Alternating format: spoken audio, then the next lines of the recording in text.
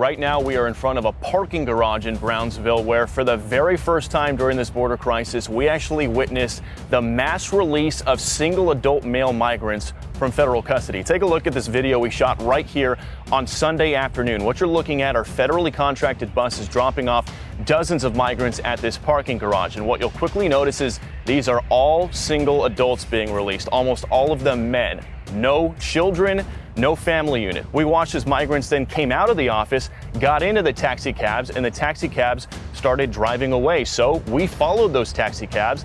They ended up going to Harlingen Airport, about 20 to 30 minutes away from where we are, and those migrants were just dropped off at the airport to fly around the country. We talked to a couple of them. They said they were going to Atlanta, Houston, and Miami, and they had just crossed illegally and paid a cartel $2,000 to do so. But I think I remember even seeing people that were shackled, that were handcuffed. Wow. Not all the migrants were like that. There were a lot of them on bus, but they brought these other guys on paddy wagons, and they were shackled, and then they would unshackle them, and then they would just walk off. And I'm like, is this dude a criminal, or like what's going on here? Wow. And yeah, they would put them in, and they would be in that I guess, I don't know what it's called, like a screening center or something like that. They would be there for a certain amount of time, and then they would leave. And then some of them would just leave, and others would go into taxis, and then they would take off. And I remember that caught my, and I didn't like pick up on it at first, but then I started seeing, I was like, this is literally what is catch and release.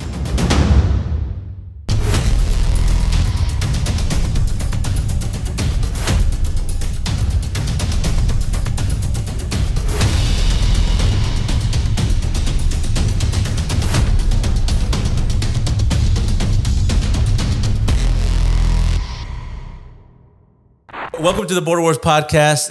This is a special episode of the podcast. First of all, we are the #1 podcast in all of the Americas, the only bilingual podcast that takes you beyond the border. But I'm going to share some experiences that I've had recently, and it was called Border Wars. So I'm going to share my little personal war that I had on the border not too long ago. Okay, so I want to tell you guys what happened. So I don't know. I don't think we talked. I know me and Sergio talked a little bit, but I don't think I told you exactly what happened. So I've done a lot of dumb things in my life. Right? Sounds familiar. Among those, I've done very recently, and I want to set this up because Sergio was with me in Dallas, Texas. We were at CPAC. Yep. We went to CPAC, and so I got invited to CPAC. We all went. It was cool. It was very nice to be there. But we're doing the podcast, right? So we wanted to make sure that we capitalize on going to Dallas, and we're going to record podcasts. We bring all our equipment down, and we're recording. So I set up an interview with a very special guest, and that's one of the reasons I wanted to go to Dallas was because all these high-profile figures go to CPAC, and it's really good just to capitalize on that and talk to these folks. So I set up one that I was really looking forward to. I set it up on Friday. We were going to record it on Sunday, and I was just like excited about doing it. And then basically the person told me, well, why don't we do 10 a.m.? And I was like, okay, awesome, let's do 10 a.m. Except the night before, CPAC ends on Saturday at around 7 p.m. or something like that. I'm at the bar at the hotel around 10 p.m. And that person, the guest, was also at the bar at the hotel about 10 p.m. And we kind of just look at each other and we're like, yeah, maybe 10 a.m. is a little too early tomorrow. I was like, we have a clear day. Don't worry about it. Just text me when you get up, and then we'll pick you up, and then we'll take you and just, we're free. We're good. And he's like, all right, cool. So anyways, I go the next morning. I wake up. We have everything ready to go. Now that I know I don't have to get up so early, we're like, we'll go have a breakfast in Dallas. We found this really awesome breakfast spot. So we go have breakfast. We're all, having a good time. And I'm just chilling, right? And it's like, then now it's like close to noon, like 12 p.m. And I'm like, I haven't heard from this person. I'm like starting to get a little nervous. So I'm like checking. And I check my text messages, and the guest texted me at 10 a.m. to see if we could do it at 1 p.m. And I missed the text, right? I didn't see it. And I was like, oh crap. So I immediately text back, and I'm like, yeah, we could do it for sure. And I was like, I got a call. And I called, I was like, yeah, we could do it at 1 p.m. He's like, oh, Joseph, I didn't hear from you, man. I'm sorry. He's like, I'm already out. He's like, I can't. And I was like, damn. So I missed, this was a high profile guest. And I was like, it would have been one of the more high profile guests that we've had on the pod so far. So when I missed it, I was just like kicking. It's like a self-enforced error. Like I felt like an idiot. I was like, damn it. I was like, oh my God. And the reason I didn't see my text is because I have this bad, I get texts. I don't know if you guys are getting this. I'm getting things from Nigeria. I just got one right now. What'd you get? Kenya. Who knows? Manny, what are you doing now? I don't know. Maybe it was Obama's brother, man. So I'm getting those kind of weird. So nowadays I'll see my WhatsApp messages, before my text messages because I don't get that much spam on WhatsApp. I get a crazy amount of spam on my text. So that was one of the reasons I missed it. But anyhow, I say that because that was the reason we actually did this trip. Because we were planning to do a trip to the border, the U.S. southern border with Mexico, a little bit later. We weren't planning because we were going to Dallas. And people don't realize it, but Dallas is actually kind of far from the border. Yeah. Like if you drive, it's like 10 hours and flying is like an hour and a half, 2 hours. So we weren't planning to do that. But then I was like, we had all this equipment. I was like, we got to do something. So I was like, let's go to the border. I don't know I know Sergio knows Jose Gustavo. He's one of our senior fellows from Venezuela. So he's helping me on some research stuff we're doing. And obviously we had Leonardo, who's our creative director. He's the guy that does all the magic on the podcast and the videos. So they were with me. So I was like, let's go. Let's just go to the border. I was like, I had to get something in my mind that's going to be past the fact that I messed up this good opportunity to do this podcast. Like, let's go to the border. So our plan was to go to Brownsville, Texas. I don't know if you guys have been out there. Absolutely. You been there? Yeah. What'd you think? What'd you think of Brownsville? I don't know, man. Sometimes it's good, sometimes it's bad. All I know is that they told me not to park my car outside because it may not be there when I get back. Oh, wow. So I always had to park in a lot. Oh, wow. Absolutely. It was I don't know, 15, 20 years ago. So you been there? I've been around there. I've been to Del Rio mostly. Okay. Where's Del Rio? Most recent. Del Rio? A little bit. It's further north. Okay. So our goal was to go to Brownsville, then drive up like past McAllen to, I think it's Laredo. Right. And then there's the biggest port of entry, which is Eagle Pass. Mm-hmm. And that's where we wanted to visit because that's, I think, where most of the traffic was going with all the migrants and stuff. So that was the plan. I was like, we're going to do this. So we get the ticket all last minute, like get the tickets, get the rental car, everything good to go. And we're like leaving the next day, right? So and I'm feeling better now because I'm like, okay, we're going to make an awesome border trip. We're going to show this on the podcast and everything. So we wake up the next morning. We had the first flight. We're going to leave at 7:30 or something like that, fly down to Brownsville. And then we're going to fly back the same day at like, I think it was 7:30, 8 p.m. We're going to fly back the same day. And we're driving to the airport. It's like 6 a.m. or something. We're driving to the airport. And then our Leonardo, he's sitting there and he's looking at his phone. He's like, I can't check in. I was like, why can't you check? He's like, I can't check in. He's like, and I'm just, they bought the tickets. I'm assuming everything's good to go. And he bought the tickets for like August 24th or so. This is like the beginning of August. Oh, Has it ever happened to you guys? No. Really? It's like one of those things. It happens, right? It happens. Like you buy the tickets and when you do it rushed, you don't look at the dates that closely. So I was like, what the heck? And so we're like, and then, they're like, couldn't believe it. Like, no. Like, we're like 5 minutes from the airport. I was like, you know what? Well, the good news is we bought refundable tickets. So we canceled it immediately. We're like, we're not going to fly on August 24th. This was like, I think August 7th or 6th. I can't remember exact date. And, it was August 8th. I do remember. The date's important for later. But we get, I said, let's just go to the airport. Let's see if they have tickets available. We're already there. See what happens. Expensive. Yeah. So thankfully, it actually worked out fine. We refunded the tickets, 100% refundable. We bought tickets there. It was slightly more expensive, but not like crazy, not like prohibited. It wasn't prohibited to travel. So we got the tickets, everything. So I'm like, this is just like one of these trips, right? Everything's Murphy's Law is taking into effect. And we're like, all right, anyways, we go there, we get to the plane, we get to Brownsville, and we head out to the border. And as soon as we arrive, we get the rental car. As soon as we arrive, we go to the port of entry, which I remember there's two bridges. There's two ports of entry. One is called Gateway International. The other one's called like Veterans Memorial. I can't remember which is which, but we went to one of them that was considered like the more new bridge, the new port of entry, because the other one was the old one. Right. And as soon as we get there, we go to a parking garage. And, we figured we're going to have to survey a little bit because we don't exactly know the area. So we're going to have to survey a little bit. But as soon as we get to the garage and we park our car like at the top and we walk down, this is like shocked me. We saw catch and release as soon as we arrived there. Wow. Because they have a processing center for the migrants at the lower level of the parking garage. And it's almost like the basement of because it's like the under level. And it's like all tarped up. Like we saw like something like, what the hell is going on? It's like all tarped up anyway when we were going in. But when we walked down, you would see buses of migrants they would just come, mostly men actually, buses of migrants.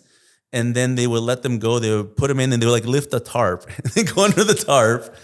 And then they would be in there. And obviously we can't go. And then they have like things like you can't pass this area. This is, government property and everything like that. But there's like a hot dog stand across the street. And so we're like chilling at the hot dog stand and the recording. Wait a minute. Yeah. A hot dog stand there? Why not a burrito stand? There you go. Well, I mean, it's the U.S. government. I don't know. Actually, I don't know. To be honest with you, I don't know. But I know that I didn't eat the hot dogs, but some of my colleagues did, and the worst hot dogs you could have in your life. So they would have been better off. Taco truck, huh? But see, the problem is the taco truck would have attracted the migrants because then they all came to be able to go there. But no, I don't know what the taco stand. It was a bad taco stand, but it was there just enough so you could position to see it. And I remember this caught my attention because I think, and I don't remember right, I'm going to talk to like Jose Gustavo because they were there longer than I was, but I think I remember even seeing people that were shackled, that were handcuffed. Wow. Not all the migrants were like that. There were a lot of them on bus, but they brought these other guys on paddy wagons and they were shackled, and then they would unshackle them and then they would just walk off. And I'm like, is this dude a criminal or like what's going on here? Wow. And they would put them in and they would be in that I guess, I don't know what it's called, like a screening center or something like that. They would be there for a certain amount of time and then they would leave. And then some of them would just leave, and others would go into taxis and then they would take off. And I remember that caught my, and I didn't like pick up on it at first, but then I started seeing, I was like, dude, this is literally what is catch and release. This is literally what's going on. Have you guys seen that before? You've been to the border. Yes, I have. Yeah, So what I saw was an NGO that was doing what you're describing. They would bring buses of these guys in. They would have a set of phone banks set up, and from there they called their families, and then they had coordinated for taxis and buses to come by and pick the people up, and then they either went to the airport, they went to the bus station, or they went their own way, and it was all facilitated by an NGO. Yeah. So there was a bus station there in Brownsville. So some people kind of walked to the bus station. Right. So others, I think, took a taxi. Yeah, so in Texas they have the Stripe stations. Yeah. It's a stop for the Greyhound. It's just a regular Stripes gas station. The bus pulls up, you get on there, and then they go to San Antonio, and then from San Antonio they go their own way. You know, I haven't had a chance to go to the border, but I had an experience. When I was flying back from California to DC, our plane was diverted to Dulles. We were supposed to land in DCA. Yeah. And we got off the plane. They said, we're going to have to fill up because they were out of gas. I can't believe out of fuel. And the plane was out of gas? Yeah, the plane was out of fuel. That's not good news. That's not good news. And I mean, the airports are not that far apart, so it's kind of weird. So when we landed, we got off and they refueled, and there was this lady with 2 kids, Latina. She couldn't speak English, and she didn't know what was going on. So I told her, don't worry, we're going to be boarding the plane again, and then we're going to go to Dallas. She says, oh, okay. So she got on the plane. We get off in DCA, and then I'm going towards baggage claim, and she is, walking in a different direction. I said, aren't you going to go pick up your bag? And she says, oh, no, I'm here illegally. They dropped me off wherever. They dropped me off whatever. And I said, really? And she was from... Dude, but Dulles is rough. And where's she going to go? No. This was in DCA. Oh, DCA, okay. Yeah. But she was... supposedly somebody was going to pick her up. Okay. But she had no bags. She didn't speak English. I mean, obviously it was in Where's Spanish. she from? Honduras. And I said, wow, okay. So that's about the only experience I had with the borders and migrants. But that's happening. It's happening. Because I'm going to fast forward a little bit, but towards the end of this story, because I ran into some of that same thing going from Laredo to Dallas. Our plane was probably, no joke, 40% migrants. And then the rest of us just, that were flying. But anyway, so I get down there. So I kind of scroll around. There's like a little park outside the border on the Brownsville side. And there's Mexicans from Matamoros that come across and they sell things and things like that. So I was talking to them a little bit. So one of the reasons we started in Brownsville was for 2 reasons. One, because we wanted to just check it out. And 2 was because we're working on something very specific so a research angle, a case study that you guys will know about soon because it'll be in a paper that we're going to release soon. That some folks took this specific route and they went through migrant shelters in Matamoros in Mexico. So that's one of the reasons we started in Brownsville because really there's not a whole lot of reasons to go to Brownsville in terms of looking at the mass migration because they don't get it the way they do in other parts of Texas. And so, we're going in and I was like, okay, so now the question is, do we cross the border? Do we go? And we hadn't done a whole lot of research here, but we did know that this specific case study was important for that. There was these individuals that went through Matamoros, the migrant shelters. I think there was a New York Times article that talked about this big migrant camp that's called the Washout in Matamoros. And we were like, I was like, let's go check it out. I was like, I'm gonna go check it out. But But I could only go by myself because they didn't want to cross the border. So I was like, I'm going to go by myself. That's error number one. Yep. Never go without your battle buddy. So, so anyways, but I was like, here's what I was thinking. I was like, okay, I'm going to go across the border. I'm going to, just check it out, eat a taco, talk to some of the Mexicans. If there's a close migrant shelter near, I'll check it out, see something, come back. An hour and a half tops. We'll be back because we still have to drive up to go to Laredo. So that was the plan. And then so I'm taking off, go across the border.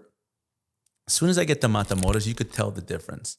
And you can't tell the difference necessarily in terms of the scenery. It looks similar.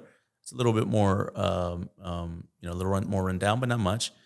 But mostly you could tell it by the level of commercial traffic. Because in Brownsville, you see people selling, there's stores open and things like that, at least on the border area.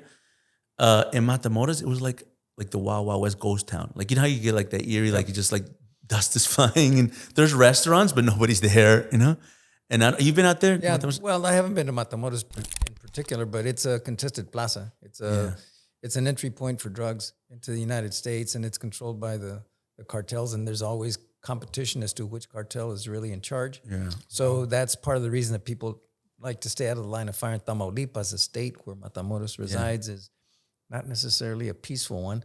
So what you were seeing is a manifestation of that problem. Yeah, no, exactly. And what I think I sensed was like, this is a place where people know like what time it is, right? Yeah. And like if you're a tourist, you can be a tourist. I think the tourists that go, you can be a tourist, but you better just do touristy stuff. Because if you get outside of that lane, which I found out for real quick, they'll know. So, anyways, I walk about 15 minutes. But by the way, this is like early August. It's freaking hot as crap. So I'm like sitting there sweating and stuff. So I was like, I just need to get a cab. So there's these little cabs that were like circled around. So I go. First of all, I'm like scouting the cabs because I'm like, okay, that tire's about to blow. And the other one that looks like hasn't done a tune-up in like about 10 years. So I'm looking at it, and I saw car that looked okay, and the driver looked, I don't say he looked trustworthy, but he looked more trustworthy than some of the other dudes. So I was like, okay, we're going to go with him.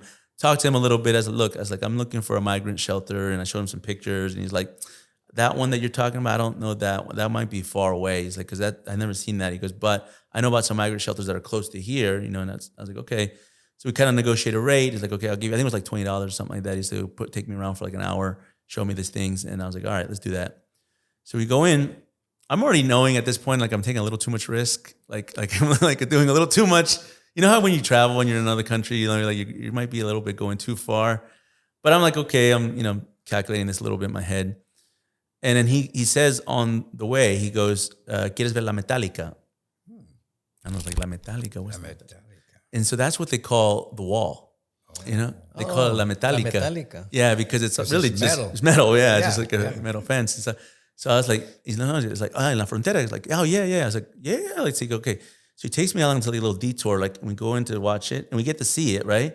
But he kind of passes through, and I have the camera, and we were like recording it. But I'm not the best with the camera, so I'm like sitting there, and I'm not sure I got a good image because finally when I saw where it was, and it was a little bit like maybe like 100 meters. I was like, oh, there it is. And I was like, okay. But I was like, it was like a little curve. It wasn't nothing big. So I was like, can we circle around again? All right, and I forgot to say, so on the way, I'm talking to the cab driver, and I'm like, how's Matamoros? ¿Cómo está la cosa?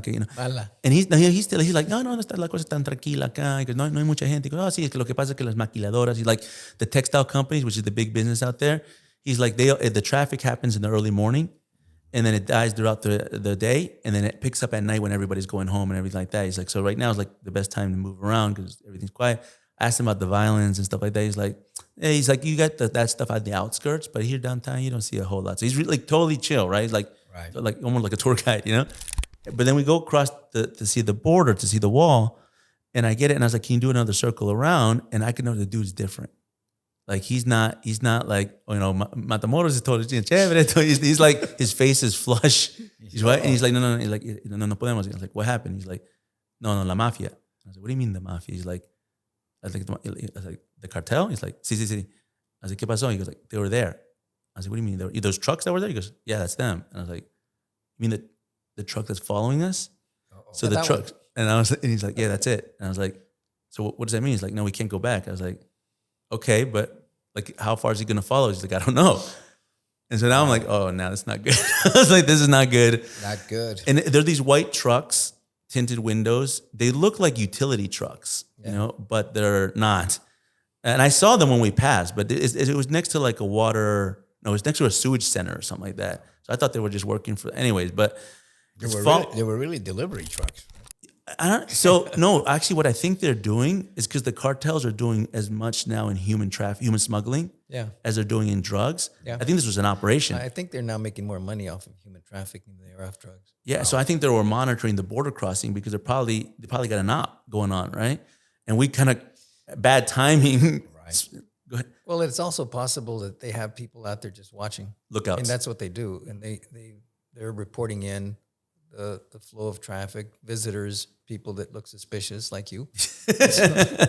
So that gets reported up, and then you don't know whose turf you're on, because Tamaulipas is not controlled by one specific cartel. I think that's one of the contentious ones. When there's violence, that's generally a manifestation that particular zone, that plaza, is contested. Yeah. If it's calm, that means that somebody controls it outright. Maybe this one, I can't say this for certain, but maybe this one might be calm because it had a calm vibe. Yeah. Unless you're doing something like me that you're not supposed to be doing.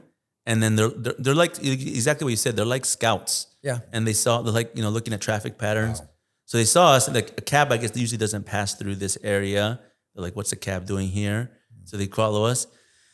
So anyways, like I'm talking to the cab driver, I'm like, okay, can they stop us? He's like, yeah, they can stop. So the other more likely scenario is when you went across and they started watching you, some kid on a phone is probably reporting back up to somebody who's got a set of wheels, and then they went to verify what was going on. I was thinking that too. I was thinking that they saw me when I crossed the border, right, before I even got in the cab. But I mean, to me, this is like high-end surveillance right here. They're correct. They're looking at this stuff, and it's cheap because they can they can put a lot of these kids out on the street. All you got to do is give them a cell phone. And they're contracted out. Back in the day when the cartels were real strong, they would have W-2 employees. Now these are W-9s, independent contractors. So as they need, got to pay their own taxes, Wow. Right? And so what they'll do is they'll say, okay, here's your cell phone, and a lot of times they end up paying in product to some of these kids that also do other work for them. Yeah. Some of them are just out there with a phone. Some of them are out there also selling retail drugs on the streets on the streets in town, because they want to expand their customer base, and that's the way that they do it. So those kids are plentiful, and they don't live very nicely, and they can cover a lot of area with just a few people and some cell phones, and then they can report into somebody else, and then they can keep an eye on things. Yeah. So I got a sense. So I'm talking to him. Wow. So I'm talking to the cab driver. I'm like, okay, can they stop us? He's like, yeah, you can stop us. You can do whatever you want. I was like, so if they stop us, what do we say? Because that's, and he's like, don't say you're a journalist. I don't know if he thinks he thought I was a journalist. And he's like, don't say because if you say you're a tourist, they're going to extort you. If you say you're a journalist, they might kidnap you. So the best story, I guess, is to say you're an NGO worker, because they don't really mess with the NGO workers, because a lot of the NGO workers are there on some arrangement and things like that. And actually, to some level, it seems like they need the NGO workers to kind of establish like a cover for what they're doing with the migrants and the human smuggling and stuff. So I'm coming up with a whole like last minute cover story. What happens if I get pulled up by this cartel? Thankfully, he does a U-turn and he leaves. I think he followed us maybe about 7 minutes, wow. And he turns around. I'm like, okay. He's like, you want to go to the migrant shelter? And I was like, well, I'm here, so I might as well do it. Wow. So we go out to this migrant shelter, which is a little bit out. We went to one actually first that was close by, and there was nothing there. It was an empty warehouse. I was like, so we went to another one, which is about 20, 25 minutes out. And we went to it. It was actually a church. It was a church, and there was a bunch of migrants. So I came out, and I started talking a little. And there was NGOs that were working like humanitarian stuff at the shelter. And it was mostly Caribbeans, actually. It was a lot of folks from Jamaica, a lot from Haiti. That was probably the most of the folks. And then obviously there were Central Americans and stuff. So I started talking, and then one of the migrants I started talking to was this gentleman from Nicaragua. Uh-oh. And he's from Nicaragua. And the interesting thing, he starts spilling to me like he starts spitting the lines, right? He starts talking about the Cold War. He starts talking about the Reagan administration. Wow. Like he knew his stuff. Like, but he was all propaganda points. He loved Reagan. He loved Reagan, but he hated Bush because he thought Bush 43. He thought Bush was what do you call them? He said Warmonger. Yeah, exactly. He said Bush is a warmonger. Obama was a traitor, and Trump was a Russian asset. That's literally what he told me. He had it all covered. He had it all covered. And I said, Biden? And he's like, no, Biden's the worst. He's like, Biden's just like a disaster and everything. And what was he there? That's what, I couldn't tell if he was like watching Fox News or CNN because he had all the talking points. He was on all of them. Well, most Nicaraguans do. They love. They love all that. He could have been a barber. No, he was a shoe shine guy. They really know everything. Dude, those guys are informed. Informed. But so he, anyways, I'm talking to him. I think at some point he realizes I'm not a journalist, right? And and I didn't present myself as a journalist. I presented myself. I'm from the United States. I'm a researcher. I'm looking, and so he starts to realize, okay, this guy's not asking me like journalistic questions. And then I'm like, tell me why you're here, like why? And he's like, so at first he was telling me like, I'm migrating, I want to go. Then he's like, but I asked him like, well, why don't you cross, right? And then he like confesses to me. He's like, well, no, I was already arrested in Miami for drug trafficking. He was for cocaine, for smuggling cocaine, right? He started breaking down a little bit in tears because his family is still in Miami, right? So he's like, he misses his kids and everything like that. But he's stuck here, basically. He's not going to go back to Nicaragua. And so he's stuck here. And he actually doesn't live in the shelter. He said he lives like a few blocks away. He comes to the shelter for food and for medical attention. He was a little overweight, so I think he had like pre-diabetes or something like that. And so he's doing his thing. But then when he starts talking, he starts telling me some interesting stuff. He starts telling me about the Venezuelans that are coming. And there's not a lot of Venezuelans at this part of the border.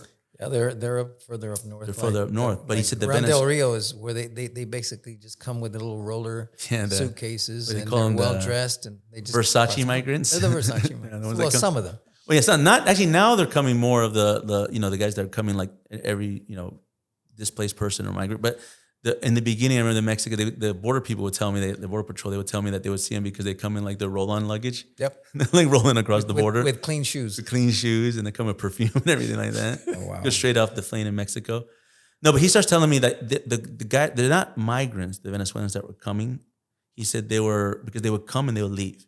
And they would come back and they would leave. And he didn't know the terminology, but what it sounded like to me, which is a term that we use in the defense world called human smuggling facilitators. They're the individuals that actually create the pipelines, the routes, and the infrastructure to be able to move these folks. Then he starts talking to me about the Middle Easterners. He starts talking specifically about Iranians.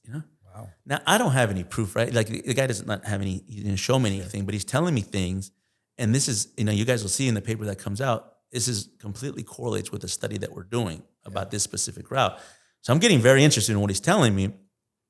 But I'm starting to notice that more people are coming to this migrant shelter, and they're not migrants. They're like younger dudes, and they're carrying like supplies and stuff. And I'm like, the little spidey sense that we all have, when danger's close. And I'm starting to like, I got to get out of here. I can't stay in one place too long. Well, one of the other things that may be happening, again, you got to get the evidence. But if you've got the border completely open, and if you are now allowing Cubans, Nicaraguans, and Venezuelans to come in. Some of the people that are part of let's call it the intel service, maybe people that have been trained to come into the United States and link up with other people here. They're creating cells because with the border being open, and we already know that there's something like, I don't know, it's over 50 easily. I think it's closer to 80 now, confirmed people with a history of wanting to cause problems for the United States. Yeah. We don't know how many of those getaways are actually those kinds of people. And it's not like the Cubans, the Nicaraguans, and the Venezuelans wouldn't like to cause some problems, kind of mischief from within. And if those cells are forming and they're coming in, and you've got these facilitators that are getting them through, and we know some of the things that the Venezuelans do with passports and stuff that. So it does make it a little easier to get in. And, to be honest with you, when I first talked to this guy, I thought he was spitting lines. Like he might be somebody that specifically designed to create narratives. Because he's spitting these lines to me. I'm like, dude, I didn't even ask about the Cold War and everything. Like, but the Iran-Contra and all that stuff. So at first, but over time, I'm not sure. He might have been BSing the whole time. But over time, especially when he broke down about his family, I could tell that, unless he's like a great actor, there was something wrong, Well, I mean, if you think about the people that came into the Maria boat lift, where they basically emptied out the jails, why wouldn't you do that again? Especially if the border's open. But why not include some other people that are going to be working for you that you've been wanting to get into the U.S. to infiltrate? And it's a lot easier if you just get them in there. Yeah, someone that's on a red notice or someone that has a block on their passport. Yeah. And all you got to do is say, there's people that they know how busy some of these ports of entry are where people are turning themselves in. And if they're bogged down processing people, that means that the rest of the border is not going to be as well surveilled. Yeah. So that means that they can come in with greater facility. And I think that's at least that's a possibility. Yeah, all that stuff was coming through my mind. And honestly, I would have liked to spend more time with this guy, but my spidey sense is going up. I was like, I need to get out of here. So I was like, okay, thanks. I leave. And I go to the cab was waiting for me. So I go to the cab and I was like, okay, let's just get out of here. Let's go back. And plus, like, time is now a thing because I don't know how long I'm there, more than I was supposed to be. As we're getting in the cab and leaving, the trucks show up. Oh, same truck? 2 now. Oh. Same truck and another one. Wow. And I'm like, what the heck? Like, we're about 25 minutes out from where we were from the border. And I'm like, these guys, I'm thinking like someone dropped a dime, like someone at the shelter, or were they following us the whole time? And I'm just like, off. But the good news is when they come in, they got to cut through this street and we go this way. And so like we get a little bit of headway. So I just tell my guys, like, how much do you need? $20? I'll give you $40. Get me to the border and get me there like fast. And so he's like, he starts taking off. We're going. I don't see them, but I'm also not trying to like, I guess mentally tell me. So I'm sitting there. I'm a little more tense. I get a text message, a WhatsApp message from a journalist in Venezuela. And then, she writes to me and she's like, Joseph, she's like, yeah, how's it going? I was like, yeah, I'm good. I'm a little busy. And she's like, oh, I just wanted to let you know that they're talking about you on Venezuelan television. What? And I'm like, what? And she sends me these clips. And are you guys familiar with this incident that happened recently with this Venezuelan Iranian plane that got detained in Buenos Aires, Argentina? Yeah. You heard about it? So it's basically a Venezuelan cargo plane that's really owned by the IRGC in Iran. And they were transporting stuff. They brought it to, it got stuck. It was landed in Buenos Aires. This is around June 6th. It was supposed to take off. The Uruguayans shut their airspace, so they had to circle back. And then it got stopped by the Argentine police. Un tribunal de Argentina entonces establece la siguiente hipótesis. Buscan a un señor de nombre Joseph Umir, quien se autodenomina o lo denominan especialista en analizar posibles amenazas a la seguridad nacional de los países en América Latina y el Medio Oriente, y construye el falso positivo de que no iban 4 iraníes, sino que como el avión primero aterrizó en Córdoba, allí se bajaron las armas y se bajaron 2 iraníes. But I was like, okay, well, what's going on? She's like, anyhow, this is a case that's been going on. I did comment on it in media and stuff like that. I know a lot about the case, but nonetheless, I mean, that's not what I'm thinking about right now at the time when I was in the border. But I was like, okay, well, what's going on? She's like, one of the Venezuelan Chavista congressmen is talking about you and saying that you're the reason the plane got stuck in Argentina. Like they're blaming me, Wow. They're saying that they, the Argentine judiciary or whatever, the U.S. Department, because the U.S. Department of Justice made a request to the Argentine government to seize the plane, which the Argentine government then did seize the plane. And so like they're basically, they're doing propaganda, right? The Chavistas, they're doing what they do. But it's not a good time to tell me this right now. I'm sitting there like, in my mind, I'm just like, okay, can we like talk about this like tomorrow? Because, so anyways, like the guy, I'm going good. I'm like, we're going to get there. I'm texting like Jose Gustavo and Leonardo and the guys. And I'm like, look, I'm going to be there soon. You're like, just wait for me on the other side of the border. I'm going to get there in like about 10 minutes. And we hit traffic because it's like now 3:00 or something, 3:30. And we're hitting that time where the textile companies are trying to get off work, at least the first shift. And I was like, damn, it's like not what I need to sit through traffic. So he's like, there's a way to get through. Like we got to go through these little towns and we got to get around. And I was like, just do it. When we go through the little towns, we see the trucks again. And I'm like, oh. And at that point, I had this I made a mistake. I made a mistake. It took you that long? Well, I realized I was making mistakes along the way. Yeah. But I think the first time you saw the truck, man. I made a mistake. And you know what crossed through my mind? I thought the cab driver did me in. I thought I this would dude, always think that too. I had that premonition early, but then at that point I was like, he's taking me in a little road. Uh-oh. I'm like, I'm such an idiot. Ransom money. I'm thinking, I'm like having flashes. I'm about to get rendition to Venezuela because, some cartel's going to grab me and they're going to be like, oh, that's that guy? Oh, that's what they want? Okay. I'm just having all these bad. Anyways, he wasn't. He took me to another road, actually, that was much faster when we got to the border. And then basically we just wait for maybe a minute or two. So the trucks, because they didn't see us. They were like, I don't even know. At this point, I don't know if it's the same trucks. They're just so there's an interesting thing. Maybe they're surveying. These trucks have markings. You have to know what they are. But once I figured out what the markings are, you could see the markings. They're not it doesn't say the name of a cartel or anything, but it has a marking that lets you know which truck is which truck. And I saw the marking. So I don't know if it's this, I don't know if it's the same truck, different truck. I mean, they're all white. They all have tinted windows, so it's kind of looks all the same. And one was red, actually. But anyways, I get there. I saw him kind of pass. I just do the fastest 100-meter dash that I could do, and I'm running. I feel like I'm illegal now. I feel like I'm running away from the border. But anyways, I get to the border. I crossed, and dude, I never felt so good to be back in America. You ever have that feeling when you land in the United States? I have it sometimes when I land in the plane. You ever get that? Oh, yeah. I'm safe, right? Yeah. Like they're not gonna no funny business. They're not because I've been detained at airports by not friendly governments in Latin America on different occasions. So I know what it feels. And when you get this feeling of I'm okay. You guys had that? Sure. Yes. In the Army, we used to call it the world, right? Yeah. You got to go back to the world. I didn't call it the world. Yeah, that's what they called it. Anyway. Yeah. So anyway, we get back, and Jose was telling me, waiting for me at the border. What took you so long? But now we got another problem because now it's almost 4 p.m. and our flight's at 7 p.m. and we're in Brownsville and our flight's in Laredo. So I was That's a hike. That's a hike. It's a hike. Yeah. So now we're like, okay, guys, I'm alive. Let's go. Let's get out. And so we get the car. Boom, we're going out. Jose Gustavo's driving because I got to do some messaging. Wait a minute. Yeah. You didn't see another white truck, did you? No, they didn't cross the border. They didn't cross the border. They didn't cross the border. That's why I said I felt like You think? Well, so here's the thing. I'm not I'm not 100% until I get back to Dallas. And even then, I'm not 100%. So I'm sitting there, but I'm and I'm telling them a little bit the story and what's going on and everything.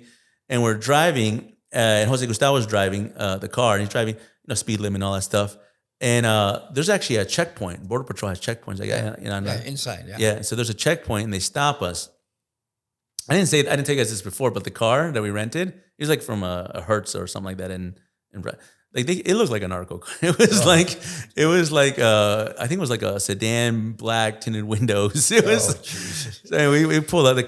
Probably why anyway. There was a checkpoint, so they stopped. And, Jose Gustavo, you guys know him. He's Venezuelan, right? And he has a military look and demeanor, and so he rolls the window down. And, his English is good, but it's not fluent. And then the border was like, "Where are you guys from?" He says, "Venezuela." Oh, fuck! I was like, "That's not what you." Good luck. And then he looks in the back. They always look in the back, right? Yeah. And Leonardo's in the back, and he's like, "Where he's from? Colombia." Oh, I was all they got to do is say I'm from Bolivia, and we're gonna get him up because we just we have the narcotics triad the coca triad in our car. Oh my goodness! And I'm sitting there okay, and so I usually. When you're in the past, I usually don't interject when the cop's talking to the driver because they don't cops don't like that, right? They want to have a conversation. They don't talk to them unless they talk to you, But I felt like I need to say something before he's gonna put us in secondary or something. And so I interject and I was like, "No, yes, sir, they're with me. Here's our passports." He's like, "Oh, you guys are from different states." I was like, "Yeah, I work for a think tank." And I actually give him these little flyers, we have these little Border Wars podcast flyers. So I was like, and I run a think tank in Washington. We actually do things about the borders while we're here. And he's like, he totally changes his demeanor. And he's like, "Orale." He's like, "All right, cool, man." He's like, "You guys on YouTube?" He's like, "All right, right on." So I think we got a subscriber. If you're watching this, thank you for subscribing. And anyhow, so he lets us go. But now we're worried because I don't know, that might have took 20 minutes or so. And now we're going to miss our flight. So we're going, but we actually got the first notification said your flight has been delayed. It was supposed to leave at 7:30. It's now going to leave at 8:30. And we're like, okay, all right, we're a little cool. Now our adrenaline's going down. And we're chilling. I'm actually now starting to fall asleep because I'm a little tired. And then second notification, your flight's been delayed to 9:30. And I was like, well, now we got plenty of time. So now we go, we get down to Laredo. We were going to stop in McAllen, but we're like, we don't got time. So we just went straight up to Laredo. We get to Laredo where we drop off the car and everything. We went to have dinner at a nice Tex-Mex restaurant. Not a taco truck. No. Actually, I didn't eat the hot dog. I didn't have time. I was like, they ate the hot dog. The whole time they were really complaining. They were like, "Oh, dude, I'm so hungry." That thing. One of them like it messed up their stomach a little bit. The other one like Parts is parts. Yeah. It was just. Actually, we don't even know it was a hot dog. To be honest with you, like it was something. It was a dead dog. It was something that they put in there. Oh my God, help me. Anyhow, so we get in. Have a good dinner. Get to the airport. Laredo's a small airport, like very small. Oh yeah. So our flight's at like actually our flight was at 10. And we get to the airport like around 9. We're like, we're good. We were checking. We already have a boarding pass and everything. And we're going and the security gate's closed. Like these dudes closed the gate an hour before the flight. And luckily, as soon as we get to the security, crossing the security gate, there was one person there. I think it was from like CPB or something. And I was like, he's like, no, we just closed like 5 minutes ago. I was like, no, you can't. I was like, dude, our flight's like is right there. He's like, oh no, they're already boarding. He's like, no, they're not. It's like they're sitting there waiting right there. And he's like, are you guys from law enforcement? I was like, no. He's like, all right. And so he had to call like the other like the TSA people to come, and they had to open up. They had to like start up the machines and everything like that. Like they closed down because they thought everybody was there and they want to get off early. That's why they were doing it, because it's actually really early. Wow. Because they're not supposed. They were supposed to do it like I think before you have boarding time. It wasn't even boarding time yet. Anyway, so we get. But like for a second, I had this flashback of Arauca when we were on the Colombian-Venezuelan border, because when we were leaving that part, and it was it's a danger, much more danger. Well, I don't even know much more. That's another messy border. Yeah, it's messy. But anyway, so the airport's more dangerous there because there's not a lot of people that are not from that area that are flying into Arauca on the border of Colombia-Venezuela. And I remember the plane kept getting delayed and almost never arrived. And I was with some guys from Colombia, and they're like, "We're not staying here. Like, we just can't stay in Arauca. This is not good." I mean, this is where they kidnap military people and take them to Venezuela and kill them. So we're like, we can't get there. So I'm getting flashbacks. Like, we can't. Laredo's actually not that bad, I don't think. But I'm already had this bad experience. Like, I need to get out of here. I was like, I cannot stay. We can't stay here.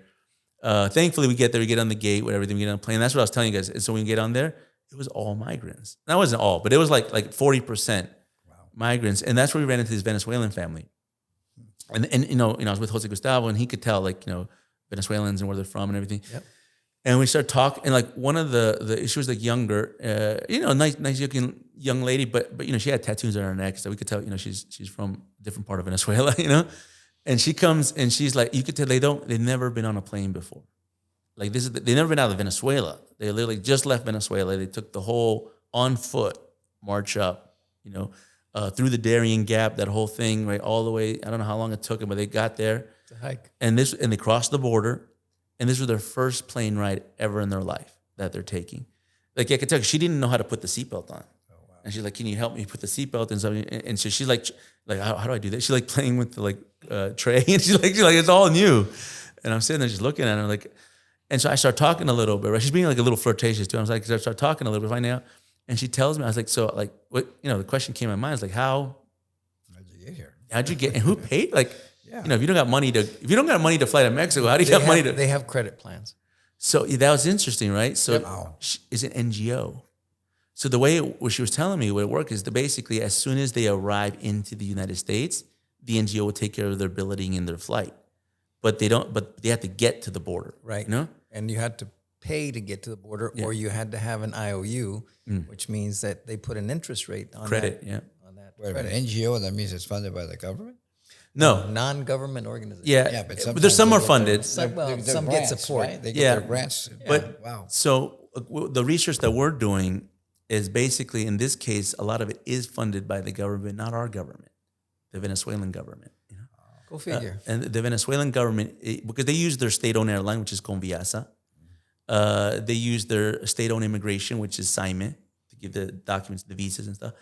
And then they use their network in Mexico to connect with the human smuggling facilitators. And so on average, it costs about $5,000 for a Venezuelan to get up into the border, right? And they guarantee you, I think, like 3 attempts to go across the border. And then it's higher than that. It could be higher, but it's like on average, right? And I think what they do is they kind of do it in bulk, right? Because you're buying a family and things like that. And then if you cross, then there's an NGO that now receives you and facilitates all your travel to go from your point of origin to whatever distance. In this case, she was going to Los Angeles. Well, and also some of those NGOs are all networked. So Yeah. it's not just an NGO. They pass each other. They pass from NGO to NGO. So she's that, and that's a great point, because what I could tell now, she's like just a migrant, right? She's like basically operating within a network that she doesn't even know what the network really is. She's just like, okay, look, one dude this group helped me get to Mexico. This other group helped me get to the border. This other group's helping me get to LA. Once we get to LA, we're going to figure it out. But they're paying for a hotel while we're in LA for like a month or 2 months or something like that. So I'm sitting there like, this is like a lot of money to do all this. Like, what the heck is going on? And you could tell like they don't really have a plan per se, right? What's the end game? Yeah, like what's the goal? And I asked her, I was like, so what do you guys? She's like, we're just going to find a job. I was like, what do you mean? You're like, you can't apply places because you don't have any papers. And they're like, no, there's plenty of work.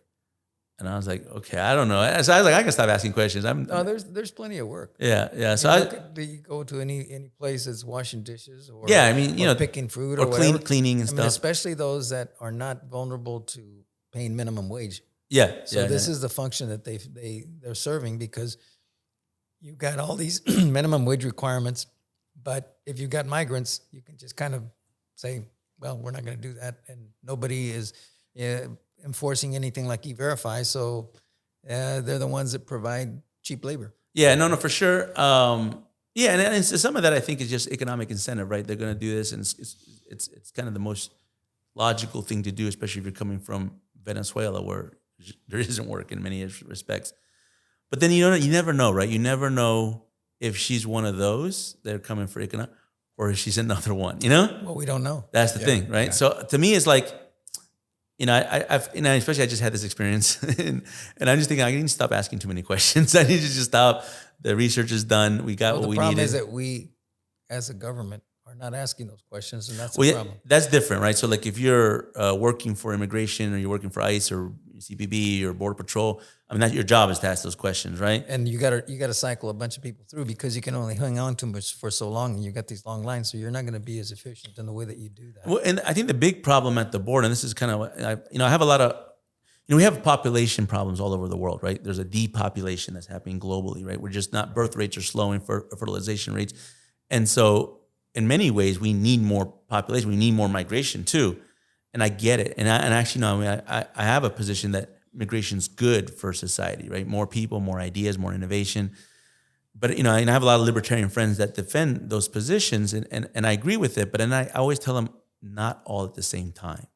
Like, we need ordered migration, right? Sure. So to me, the biggest challenge on the border is a capacity problem. It's basically a problem of what border infrastructure we have. And so I think the last report that I read said that our southern border has on any given day the capacity to attend to 1,500 to 1,700 encounters and apprehensions per day. That's the whole border. That's all the way from San Isidro down to all the way where we're at in Brownsville. But if you do the numbers and the math, we're about to hit 2 million, right, for the end of the fiscal year. That's more than 7,000 per day of what we're dealing with. Right. That's known. That's not the gotaways, right? That's not the gotaways. There's a lot of gotaways. And so this is like, there's just no capacity. We're being flooded. We're being flooded, right? And I could see it. I saw it when I came in with the catch and release stuff. This is just letting them in. I saw it when I was leaving with the NGO network that's facilitating these movements. And I saw it, when you go on the border on the Mexican side. And actually, I didn't say this. This was, thankfully I was in Matamoros, because this was at the same time that in Tijuana, do you guys remember what happened? The cartel started blasting each other on Tijuana. That was the same day that happened.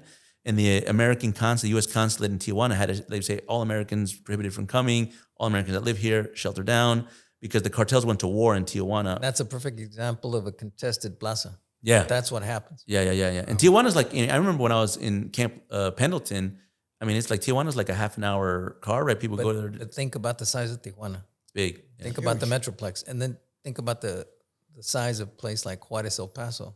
And so Juarez is I think it's a couple of million people. Yeah. Maybe it's depopulated a bit, but whenever those plazas are contested, there's a lot of bullets flying. Yeah. And there's a lot of money to be made because of the size of those entry points and the infrastructure going into the United States. Yeah, no, for sure. So I to me, like the big takeaway from that trip was, don't be an idiot and go to Matamoros, Mexico by yourself again. Wow. And I've been to a lot of places. I've been to Iraq. That's I've been risky. to That's if it makes risky. you feel better, I've done something similar, except I went with somebody that knew, and I got the same sense when you're driving around and people just kind of look down. And I saw burned out houses that used to belong to somebody who was in power. Now the new guy is in power, and he's got the nice house because he's the guy that's now running the show. So it's very uneasy. And when you come across the border and you return back, you're right. You get that sense of, oh, I'm back. Yeah, and that to me was really kind of like an interesting sensation and moment because geographically, topographically, it's like the same area, right? And even demographically, there's a lot of Mexicans, but there's a different energy on this side of the border. I mean, and I'm positive the cartels are operating on Brownsville as well, but there's just a different energy. And what it spoke to me was rule of law. Like we have, as bad as things are going here in the United States, as much as things are getting, crazy and different stuff, even within courts and stuff like that, but we still have a sense of the rule of law in this country, and we have confidence that it exists here. Like in Mexico, honestly, when I was in Matamoros, I didn't see one cop the whole time. I mean, I felt like the cartel were the cops. The problem is that because of the circumstance of allowing the border to open up, that allows more people to come forward. That means that the cartels are making money hand over fist, not only with the migrants that are coming across, but it's also given them a golden opportunity to be able to funnel in a lot more drugs and a lot more other illegal things, not just necessarily drugs, into the United States, which means that the cartels are becoming more and more powerful. They're having a windfall of all sorts of money pouring in, which means that then they're able to challenge the state with greater facility. And so what that means is that now those state institutions that are responsible for fighting those cartels are being challenged even more by these cartels that have a lot of money. And if you have anybody that you can buy off, obviously that also feeds into corruption. And so what it does is it destroys rule of law. We've always been big proponents for making sure that we institutionalize or that we establish strong institutions. But when those institutions are constantly challenged because the people that are challenging the state have more money and more resources, you have a big problem.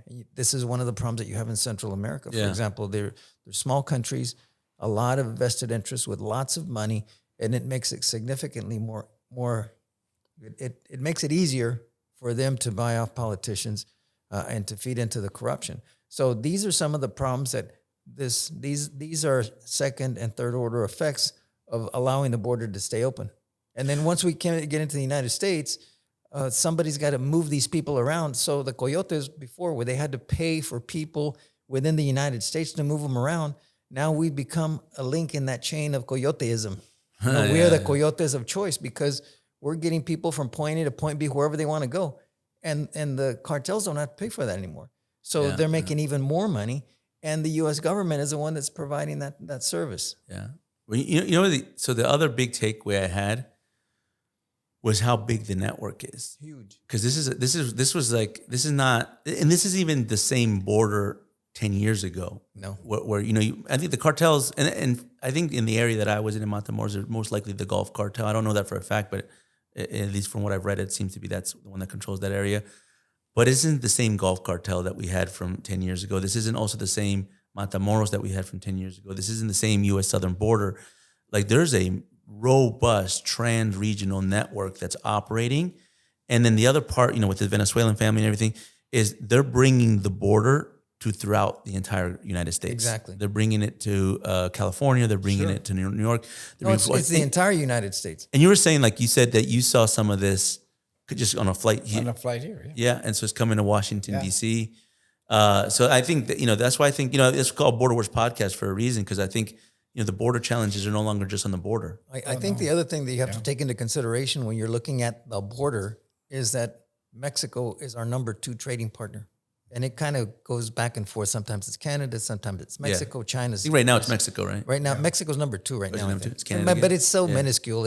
Look, it's one of the top 2 trading partners. Right. What that means is that the mechanisms to do legal trade are extensive. So not only are you dealing with all of this illicit activity, but you still have to be able to move stuff back and forth. For example, if you're going to manufacture a car, pick a brand, it's got to go back and forth across the border, in some cases multiple times, up to 5 times, maybe more. I'm not an expert exactly at how that supply chain works, but that's what happens. That means that you've got to be able to have controls through customs on both sides of the border to get the stuff through. And you talked about Laredo. Yeah. Laredo is one of the biggest entry points of commercial traffic in the United States. If you go there, Eagle Pass, right? Well, Laredo and Nuevo Laredo. And those, but it's because of the network that it ties into in the United States. So that is that's a channel of legal commercial traffic that is beyond the pale. If you look at the lines of traffic on the U.S. side and even on the Mexican side that goes back and forth, it is phenomenal. Oh, that was another thing. I didn't mention that. And Tijuana too. Tijuana, I didn't mention that, but you know, so the line to go into Mexico, no line. The line to go into the United States, it's actually better by foot. Yeah. Because by car, it's like 4 hours by car. It's ridiculous. And it's funny. I that's another thing I didn't mention. When I was coming into Mexico and I saw there's no cars coming into Mexico, and I saw there's like a huge line, I was like, I think I'm going the wrong way. I think I'm going the wrong direction here. You know, in Laredo too, like you said, a commercial hub, they're expanding. I think they're building another bridge to be able to expedite the transportation. And there's some really good programs between Mexico and the United States to facilitate that legal flow of commercial goods from one country to the commercial other. stuff to me is good. I mean, that's one of the benefits that we have with Mexico, with our good relationship we have with Mexico. But I think the question now becomes is, you know, that whole trade relationship is dependent on having a sovereign state structure that respects the rule of law on both sides of the border. Exactly. And that's what the cartels and all this thing, even to some respect, not all the NGOs, but some of these other NGOs that aren't just doing NGO work, they're actually being facilitators for the cartels and the human smuggling operations. It's dismantling all that. Correct. And I think it's blurring that border. And not only that, but it just makes everything much more complex because you're commingling the legal with the illegal, and then at what point do you start corrupting the blending legal? It? Yeah, you're going to corrupt the legal if you keep doing this. And that's what I feel like the border is becoming like a big blender. Correct. And it's just blending everything. It's blending nationalities because they're all kind of coming. It's blending legal systems. But it's weakening the rule of law. That's the problem. Yeah. And I think that's on some of the southern border towns and stuff. And the last lesson I learned is don't cancel the Border Wars podcast because we got problems if we cancel the Border Wars. People have to know. I mean, you know, this is a firsthand knowledge. Yeah, no, and I mean, honestly, I'm glad I lived to tell the tale. Yeah, absolutely. But it reminds me when you're talking about the border and the cartels it reminds me of Born in East LA. Oh, that's right. That's right. Cheech and Chong, right? Yeah. When he comes back. They think he's illegal because he doesn't have his document. His document, and he brings back with all these Asian guys, and he's talking, "Orale, you got to do all of this to get across the border." But he was basically a cartel that was no, but that's when you had border enforcement. Yeah. Not now. We don't have that anymore. Well, that I felt like Cheech and Chong when I was trying to come back into America. I was like, "Trust me, I'm not an illegal." I was like, "I'm a citizen." Exactly. But anyway, so guys, if you're new to the podcast, be sure to subscribe to the Border Wars podcast on YouTube or Spotify, wherever you like to listen. And be sure to hit the like button, hit the little bell. It helps with the algorithm.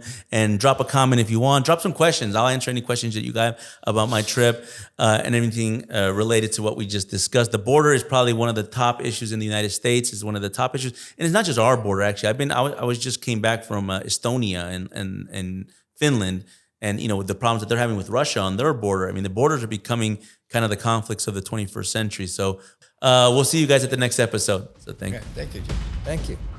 Subscribe to the Border Wars podcast and visit our website at securefreesociety.org. See you in the next episode.